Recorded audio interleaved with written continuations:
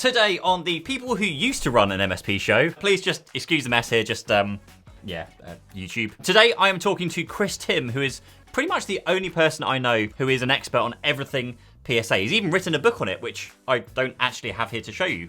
Chris, maybe you can sort that out. But continuing this fun experiment, I actually asked Chris what was the most common question he hears from his clients and how he responds to that question. Now, I haven't actually spoken to him yet, so I'm going to be guessing what it's going to be. I think the most common question Chris gets about PSA, I'm actually going to cheat. I'm going to do one of two things. So either it's how to get staff to efficiently work through the ticket queues, like in, what order they should pick up tickets and maybe how to avoid cherry picking, that kind of thing. Or it's going to be something around getting staff to log their time properly. Those are my two guesses. As always, this is and will be uploaded onto my Not a Business Coach podcast, which can be found on, all the usual platforms. If you just want to subscribe and then have this downloaded to your phone every week, then you can, listen in your car, then please do that, of course. Maybe give the video a thumbs up and subscribe if you're watching this on YouTube. And I'm going to hand it over to Chris. Hi everyone, Chris Timm here from Sondela Consulting.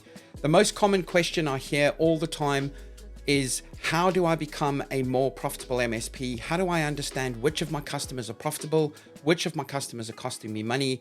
How do I know the profitability of my engineers? Those are the common questions I hear all the time. The answer to that is very, very straightforward. What you need to do if you're using a PSA tool is you need to just make sure that all of the costs of everything that you're selling is entered into your PSA tool. So things like the costs of the products and services, Microsoft 365, Google, all of those kind of things, as well as the cost of your engineers. We call this the burden rate. So we need to work out what the hourly burden rate of your engineer is and get that into the system and make sure that those costs are constantly updated. When you then build through the system, the way that any of the PSA tools will work this out is they'll simply take the revenue minus all of those costs that you have, and that will give you a profitability. So you would very, very simply be able to find out, how profitable you are as an MSP.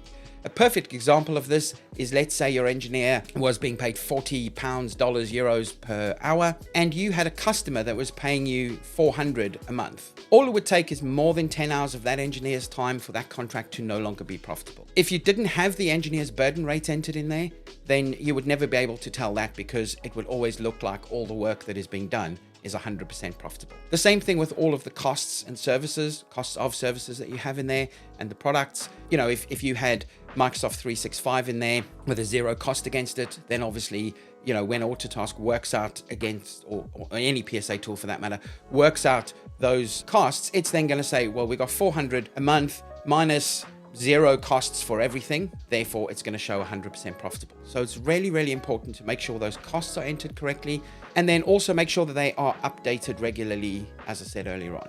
What you also then need to do is make sure that you run the billing and the invoicing through your PSA tool so that your PSA tool can capture all of that information, and that will give you some nice profitability information. I hope that's helped and look forward to seeing you on the next video. Cheers, Chris. So my guesses were completely wrong this week. Anyway, I hope you enjoyed that episode this week. I'm going to be working through a list of people, but do get in touch and let me know who you'd like to see next, and I'll see you in the next one. Cheers. Bye-bye.